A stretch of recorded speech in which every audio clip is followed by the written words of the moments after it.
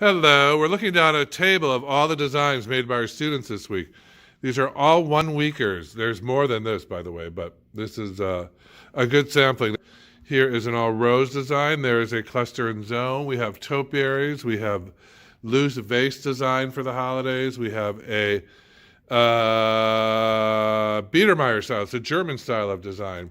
We have mixed spring bouquets. We have classic American centerpieces. We have the gazing ball design.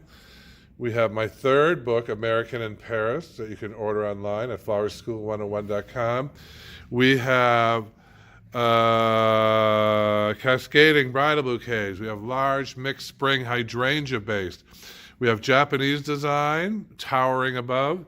And we have more American centerpieces. These are all done by our students. Again, these flowers are over a week old. They'll easily last another week.